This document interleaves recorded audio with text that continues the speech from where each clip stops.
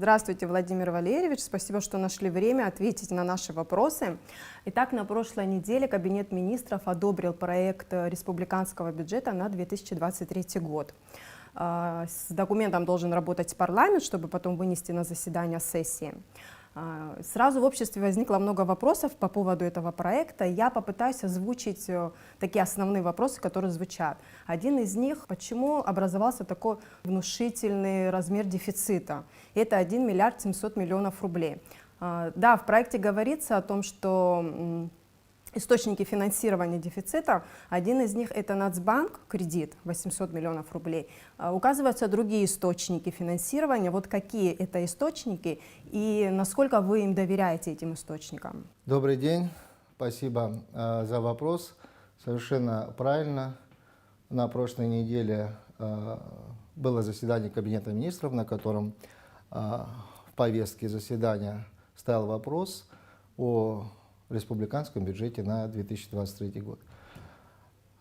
Естественно, правительство в течение 6 месяцев занималось его разработкой, вовлечены в этот процесс по подготовке сценарных условий проектировок бюджета на очередной финансовый год. Это, естественно, центральные органы госуправления, местные органы управления, ну и многие другие лица, которые в соответствии с бюджетным законодательством являются участниками бюджетного процесса. Их более 250 единиц. Поэтому бюджет был внесен на рассмотрение. Прежде чем он попал в повестку, был согласован, естественно, с заинтересованными центральными органами госуправления, проходил правовую оценку, проходил экономическую оценку, соответственно, бюджетное обоснование к нему, и таким образом был представлен на рассмотрение членам правительства. Почему такой значительный объем дефицита? Ну, на самом деле, объем дефицита, какой бы он ни был, если есть источники его финансирования, он абсолютно безопасен. Это хорошая практика. Дело в том, что как появляется дефицит? Обязательств у Республики Абхазия в данном случае появляется расходных больше, чем есть источники доходов. В этом смысле 2023 год ничем не отличается от текущего 2022 года. Ну, пока я о нем не буду говорить, сейчас скажу о 2023 годе, о предстоящем финансовом годе. Источниками финансового обеспечения или финансирования являются внутренние источники, среди которых кредиты Национального банка. Как вы правильно заметили, есть там и другие источники финансирования. Это те же самые кредиты, разумеется, но коммерческих банков, вот в данном случае. Теперь, что хочу сказать о самом объеме. 1 миллиард 700 миллионов рублей. В соответствии с законом Республики Абхазия о республиканском бюджете на 2022 год, если обратить на него внимание и поподробнее его изучить, дефицит республиканского бюджета на сегодняшний день в соответствии с законом составляет, вернее, его объем составляет 1 миллиард 505 миллионов рублей. И предлагается на следующий год 1 миллиард 700 миллионов рублей. На наш взгляд, это абсолютно незначительный рост, абсолютно незначительный. Что этому способствовало? Он был бы, конечно, гораздо больше, если бы мы не прогнозировали увеличение собственных доходов. Если бы такого роста собственных доходов нет, 2023 год нас ждал бы за 2,5 миллиарда рублей дефицит. Но мы увидели экономические базовые показатели, оценили итоги исполнения бюджета текущего года, прошлого года, соответственно, увеличить доходную базу. Поэтому дефицит, вернее его разница, если сравнивать с текущим периодом, вырастает абсолютно незначительно, порядка 200, даже менее 200 миллионов рублей. На сегодняшний день с дефицитом в 1,5 миллиарда рублей правительство не то что справляется, я особо хочу подчеркнуть, чтобы об этом знали, но и в отдельные периоды бюджетная система опирается на итоги исполнения с профицитом. Это достижения, которых на самом деле никогда не было. Особенно важно, что все расходные обязательства, которые предусмотрены законом о республиканском бюджете, еще раз повторюсь, текущего года с учетом в 1,5 миллиарда рублей дефицита выполняются безусловно и в полном объеме и своевременно. Это свидетельствует о том, что последние годы, а именно 2021 и 2022, наметилась тенденция об устойчивом поступлении доходов в бюджет. Собственных, я подчеркну, собственных доходов. Объем дефицита на сегодняшний день, еще раз, 1,5 миллиарда рублей. Мы не прибегаем к заимствованию. Мы также в 2022 году, то есть в текущем, определили источником финансирования кредиты Национального банка под 600 миллионов рублей. Мы ни 1 рубль не взяли. И я уверенно говорю, что мы и до конца года не воспользуемся этим. Соответственно, аналогичная ситуация и в 2023 году. Это безопасный уровень дефицита. Есть комментарии о том, что этот бюджет не бюджет развития, что он не будет развивать национальную экономику. Вот как бы вы это откомментировали? Надо исходить из того, что подразумевается под бюджетом развития, какие расходы должны привести к развитию.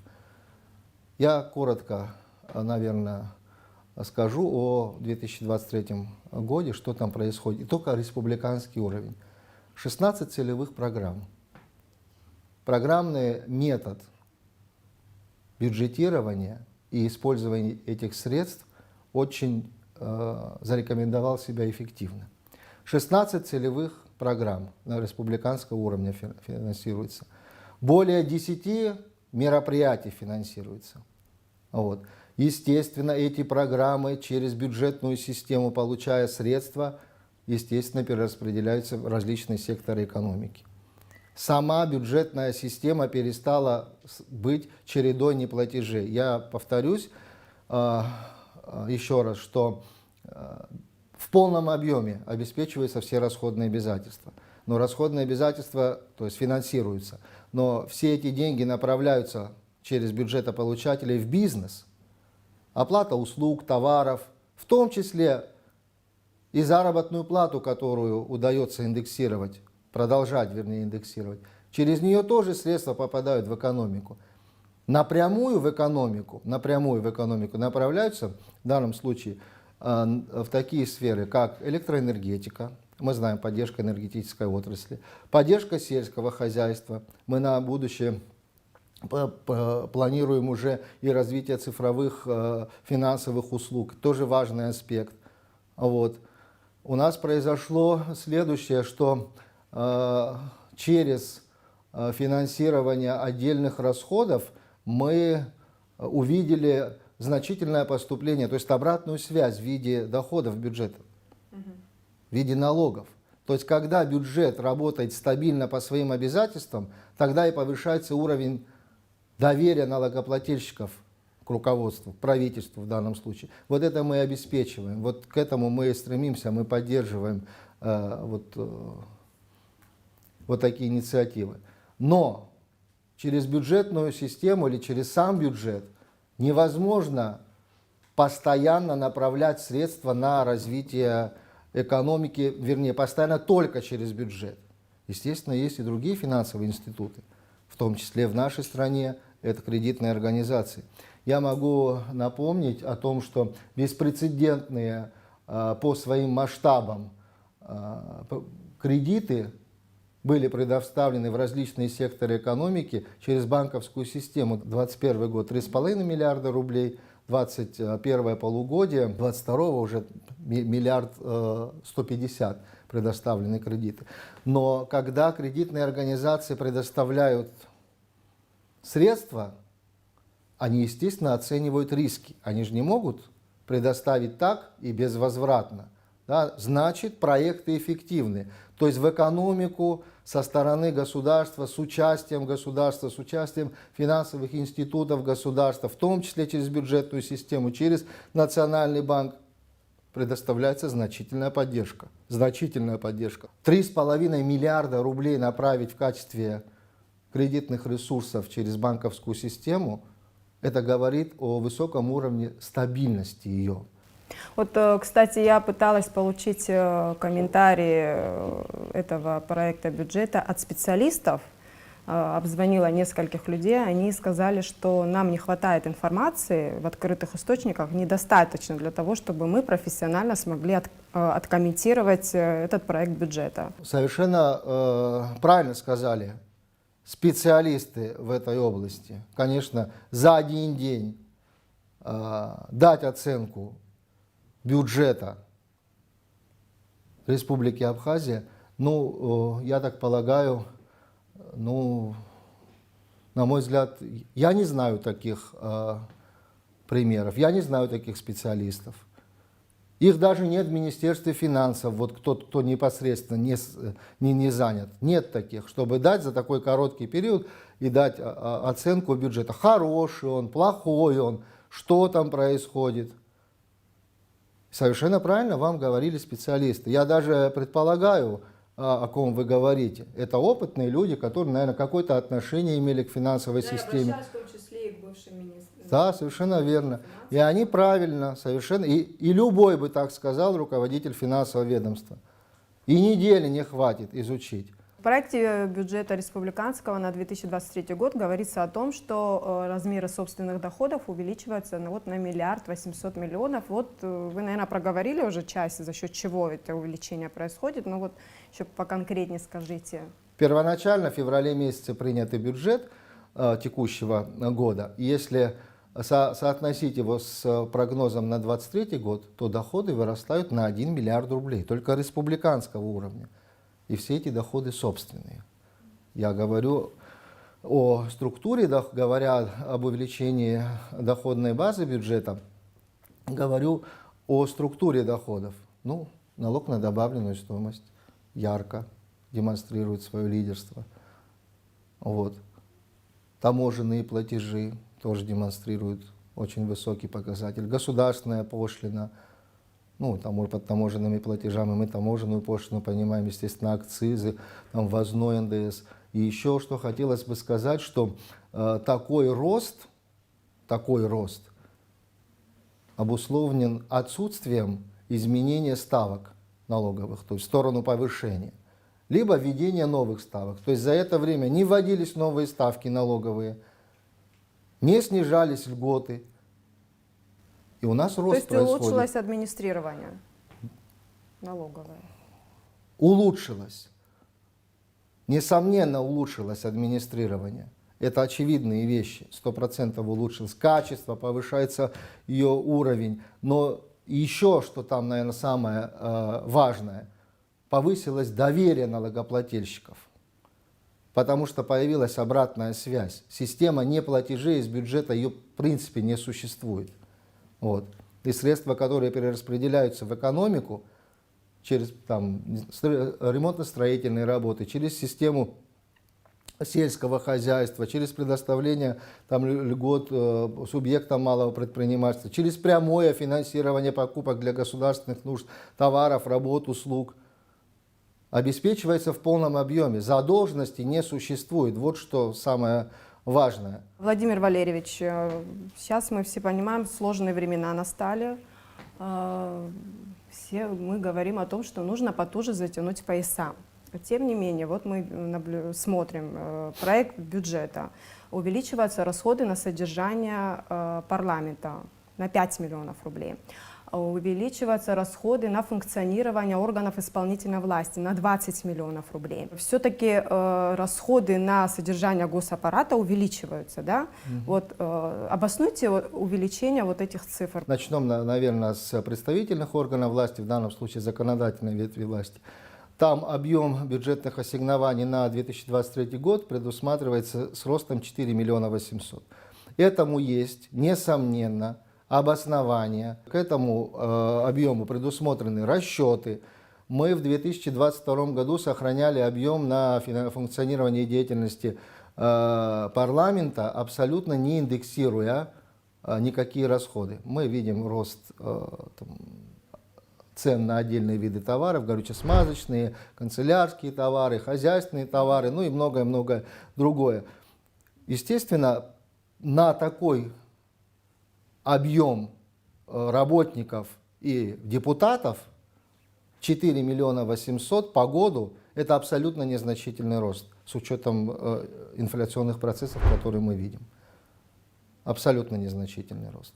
Интересен момент, статья расходов на приобретение служебных машин и ГСМ. Вот проговорите этот момент, потому что в обществе очень активно это всегда обсуждается. Это такая болезненная тема тоже. Служебных автомашин для кого? В том числе для парламента, для чиновников. Что касается расходов имущественного характера, ну, в частности, приобретения автотранспортных средств, если вас интересует позиция по парламенту, то расходы на эти цели в проекте 2023 года бюджетной сметы не предусмотрены. Я хочу сказать о том, что парламент и не заявлялся на такие. То есть здесь, наверное, произошла то, о чем вы говорите, общая конструкция оценки состояния бюджета, необходимости, важности. 4 миллиона 800 рублей увеличения – это текущие расходы. Они абсолютно не связаны с приобретением там, имущества дорогостоящего или еще что-то.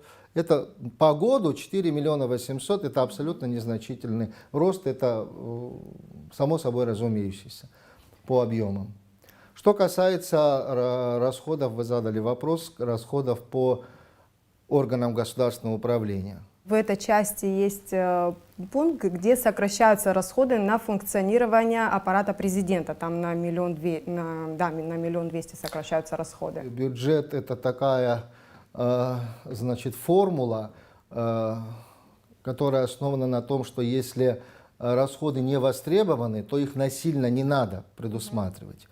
Конечно, есть расходы, которые, к примеру, в 2022 году понадобились, а в 2023 их уже не нужно проводить, потому что мероприятие завершено. Ну вот яркий пример, допустим, значительно сокращаются расходы на судебную систему. В некоторых судах уже завершится в этом году, значит, реализация проектов по АСИС, автоматизированная система, да, вот, исполнения судебных.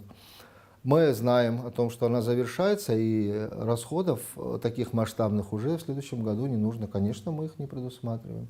И в администрации президента совершенно справедливо к этому отнеслись, посмотрели, что есть расходы, которые на следующий год не нужны будут. Законодательной ветви власти, ну, об исполнительной, о судебной сказали, об исполнительной, там на порядка 40 органов управления увеличивается там не более 16 миллионов рублей.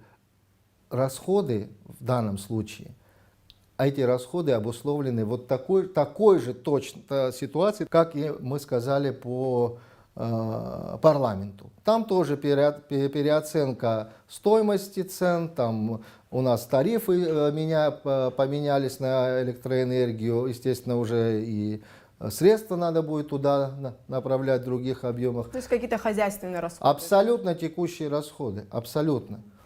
Владимир Валерьевич, я пытаюсь понять, где можно ужать, сократить, чтобы, допустим, повысить пенсии, чтобы перенаправить расходы на социальный блок, да, повысить детские пособия. Это вот то, что актуально, то, что вот люди просят, просто требуют. Совершенно верно вы говорите о том, что необходимо индексировать и пенсии, и пособия, и многие другие социальные выплаты. Это очевидные вещи, очевидные 100%. Но здесь, на мой взгляд, можно идти и нужно идти не по пути сокращения расходов, а по поиску увеличения доходов. Вот это очень важный аспект, очень важный аспект. Я хочу заметить, что значит, до сих пор, пока у нас еще остается высокий уровень задолженности по налогам и сборам. Он достигает 1 миллиард рублей.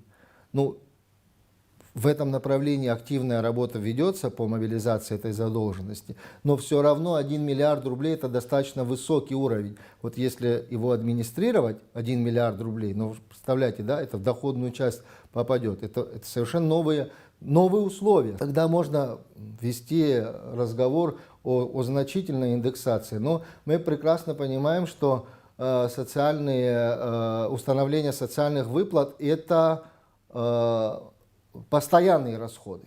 Это не такие расходы, о которых мы говорили, что вот только что говорили, что в 2022 году они есть, в 2023 они не понадобятся.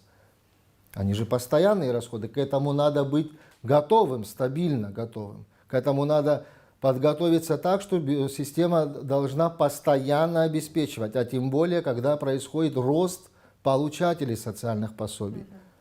Вот на заседании правительства обсуждался проект бюджета о бюджете Фонда социального страхования. Здесь я особо хочу подчеркнуть инициативу руководства этого фонда. Они обратили внимание на поступление доходов, то есть во всех наших бюджетах, вот, в том числе в внебюджетных фондах, накопилось достаточно приличный объем средств. То есть если доходы бюджета растут, и бюджетов внебюджетных фондов тоже растут, естественно. У него инициатива, которую, безусловно, все поддержали, об индексации отдельных выплат. Вот, в случае там, наступления нетрудоспособности, но других выплат, те, которые предусмотрены законодательством. Это хорошая инициатива. Это получится. Там мы точно поставили, как говорится, знак плюс, потому что видим, что этих доходов не будет меньше, и даже получатели, если их становится больше, то там фонд справится. К сожалению, что мы не можем сделать в пенсионном фонде. К большому нашему сожалению. Это надо тоже признавать. Второй год подряд, вы помните, в 2020 году более 102 миллионов рублей бюджет пенсионного фонда недополучил и перешел с долгами. И вот сегодня 22 год, и мы еще до конца не справились с этим. Вот не справились. Сейчас законодатель поддержал инициативу, принял изменения в республиканский бюджет об увеличении на 20 миллионов прямой поддержки в бюджет фонда. Ну, надеемся, что это стабилизирует. Надеемся, что это стабилизирует. Но это все, о чем говорю, при действующем размере пенсии. А ее как надо, мы понимаем, повышать. Если сейчас такая ситуация, то дальше риск еще больше повышается. Поэтому к этому надо очень-очень основательно подготовиться. Все об этом говорят. Мы работаем над этим. Различные формы предлагаем, там перераспределение ставок страховых взносов в пенсионный фонд добавлять, там с каких-то фондов оптимизировать. Много разных предложений, но надо найти единственное правильное решение, которое не позволит потом говорить о том, что мы не справились там с пенсионным обеспечением. Такого не должно происходить в стране. 22 год. Уровень администрирования. Таможенных платежей. Это администратор Государственный таможенный комитет. Налоговых доходов. Это я все о собственных доходах говорю. Все о собственных доходах. Значит, налоговых доходов Министерство по налогам и сборам привел к тому, что бюджеты наших территорий, то есть местные бюджеты города Сухум, 2 раза, а в отдельных случаях 3 и 4 раза вносили изменения в течение года в бюджеты и увеличивали расходы. То есть это о чем говорит? Главы администрации территории не держат деньги в остатке, потому что обращают внимание на очень много проблем в районах и городе Сухум. Вот я приведу пример по Гагурскому району. На 160 миллионов рублей в течение года изменился бюджет, в рост пошел. В городе Сухум там на 43 миллиона рублей. На 70 в Гудаутском районе. У нас даже в Кварчальском районе произошел рост.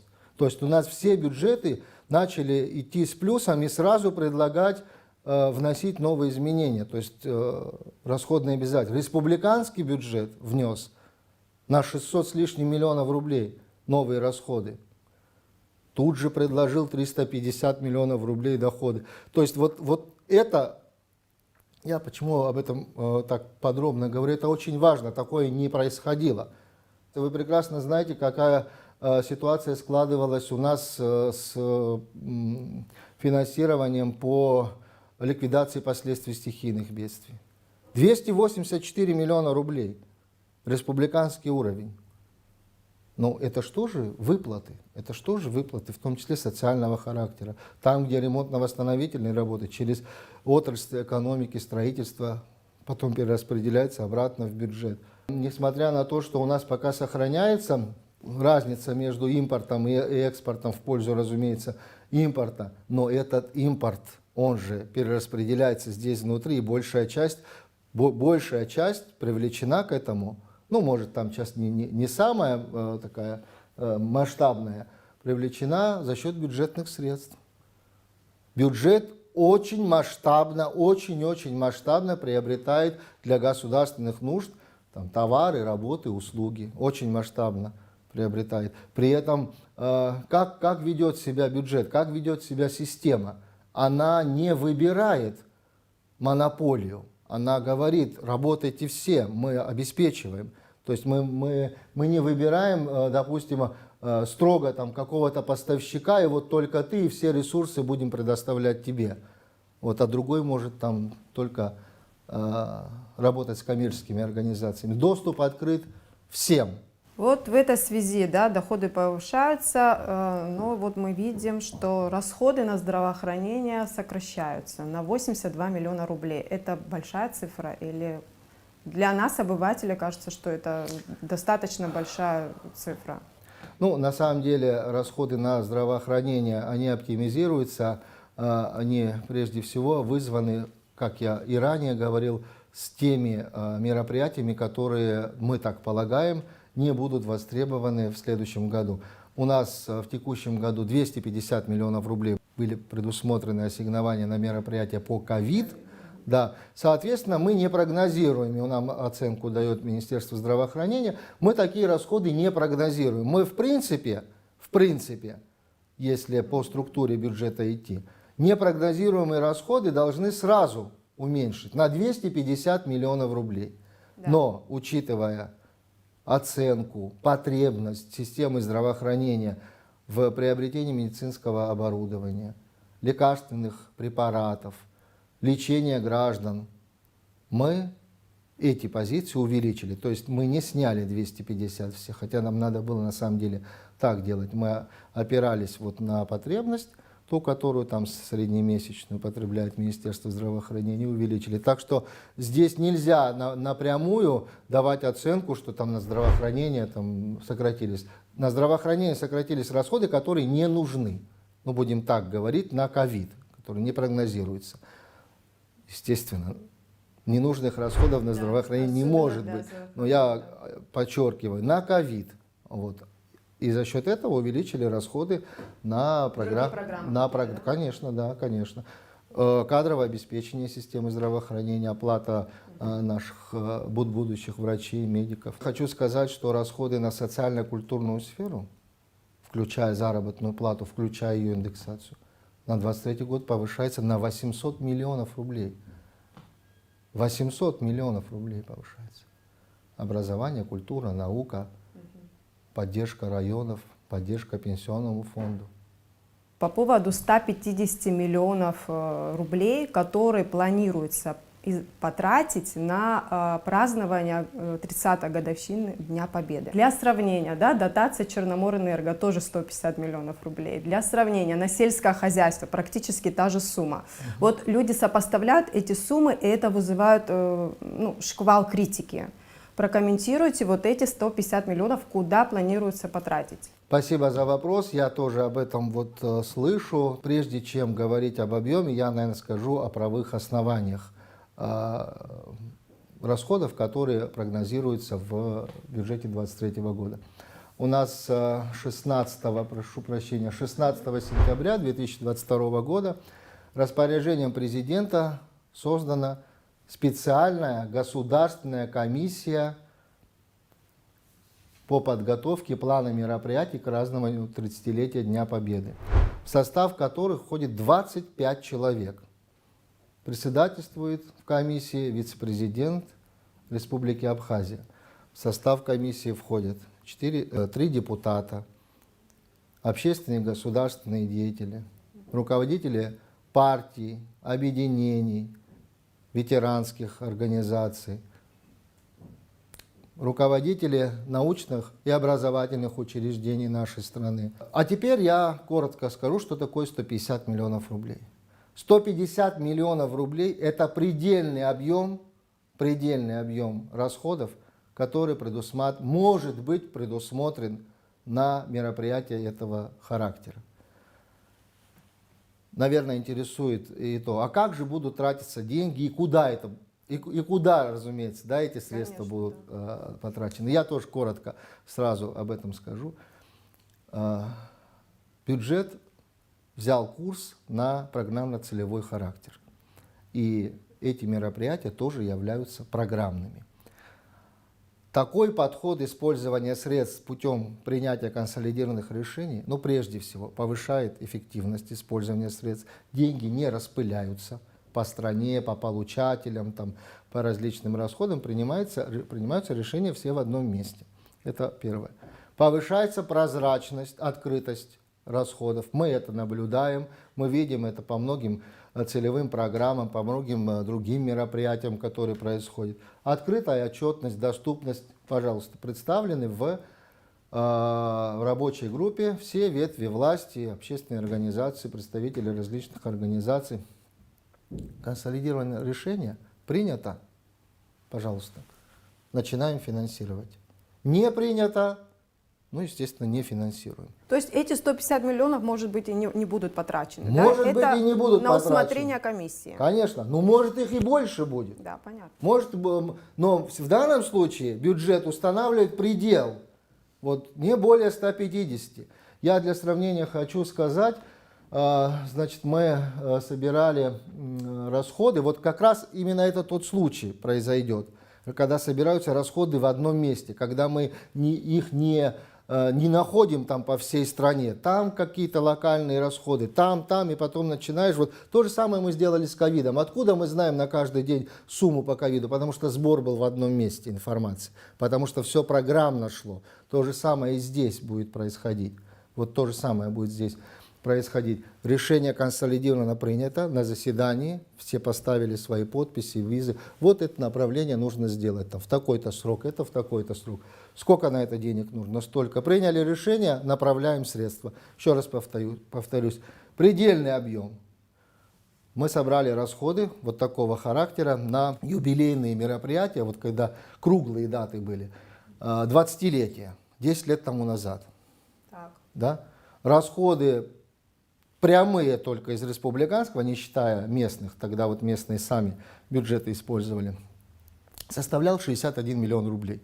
88 мероприятий было проведено различного характера.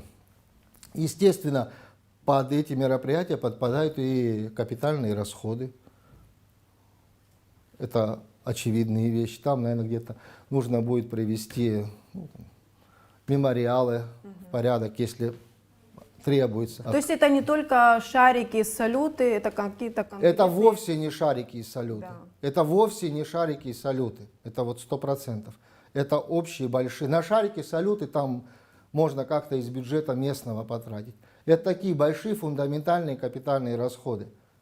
Наверняка, не могу... Инфраструктурные, наверное, какие-то... Несомненно, наверняка, я так предполагаю, я тоже являюсь членом этой комиссии, несомненно. Не могу сейчас загадывать, там общие решения будут приниматься. Но, как правило, поддержка ветеранских организаций, социальная поддержка ветеранских, она всегда имела место.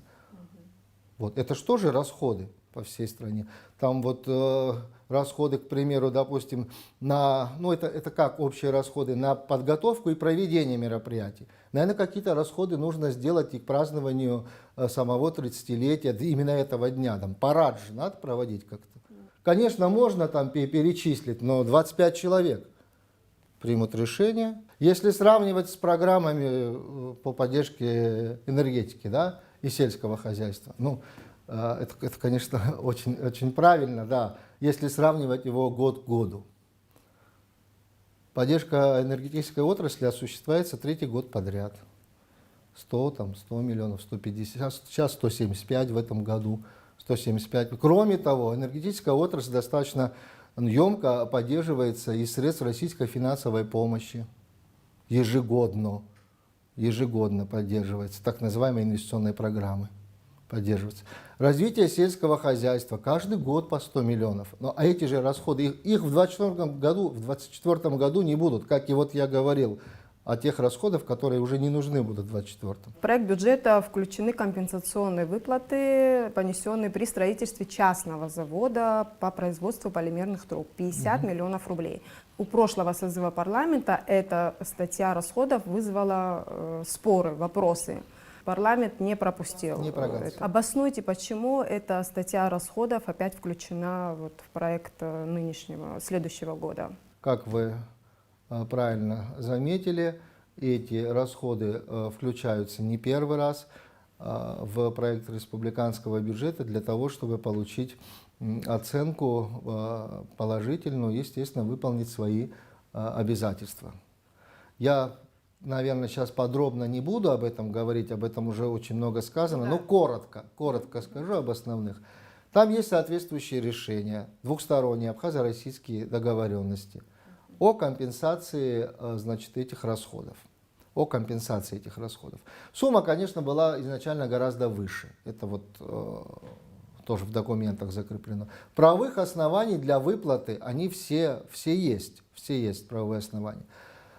Завод в данном случае будет принадлежать, в случае, если эти средства будут направлены на компенсацию, естественно, переходит в собственность государства. В какой он форме будет? Республиканское унитарное предприятие или муниципальное унитарное предприятие, это уже там руководство страны решит, там в район отдаст, либо там в республиканский уровень отдаст. Но, что хочу сказать, правовые основания для финансового обеспечения вот этих обязательств, международных финансовых, они есть.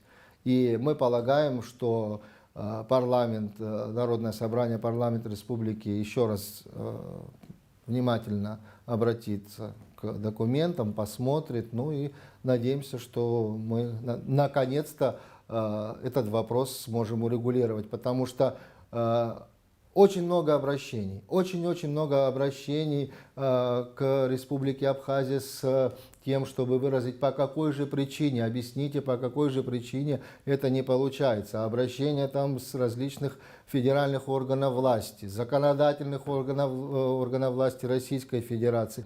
Это показали на наших двусторонних отношениях вот в этой части. Ну, если мы не готовы к этому, ну, надо тогда написать или сказать, по какой причине не готовы. Ну, чтобы ответ был аргументированный.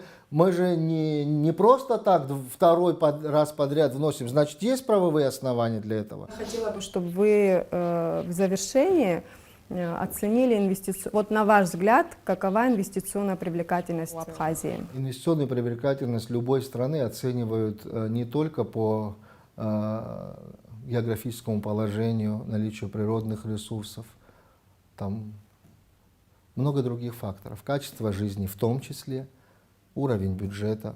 Безопасность. Несомненно. Уровень безопасности, уровень состояния или благосостояния, да, населения, платежеспособность населения, жителей этой территории. Ну, я вам еще раз могу повторить об этом, что здесь есть хорошие предпосылки, уже есть к этому рост, уже мы наблюдаем. Территория, несомненно, является инвестиционно привлекательной. Но мы же прекрасно понимаем, какие барьеры стоят для входа сюда инвестиций. Да? Нужна четкая позиция по защите прав инвесторов. В этом смысле должны на 100% работать законы по защите инвестиций. Ну, инвестор, он как всегда ищет благоприятную юрисдикцию. Наша страна именно та территория. Самые низкие налоги в Европе, в Республике Абхазия. Самые низкие тарифы регулирования внешнеэкономической деятельности. Но вот эти вот барьеры, там другой риск повышается, о котором мы сейчас сказали. Да? Защита этих интересов. И все, будет спокойно. Инвестор сюда приходит, он видит перспективу на этой территории. Он видит перспективу в том числе в финансовой сфере. Мы об этом знаем, но к этому надо тоже подготовиться. К этому надо не только, но одного желания, как говорится, мало в этом смысле.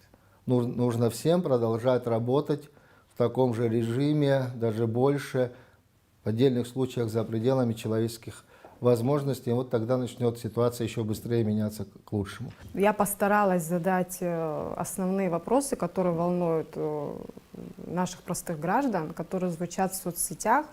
Конечно, вопросов еще много по бюджету, но в рамках одной передачи сложно уложиться. Спасибо большое, что нашли время, еще раз повторяю, нашли время, ответили на вопросы.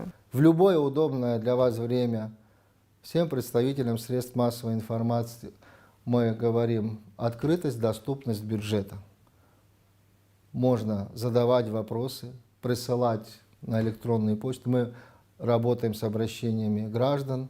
Вот, вся информация доступна, открыта, потому что бюджет – это публичный документ. Это не личный, а публичный документ, который подлежит огласке, должен быть интересен для всех наших граждан.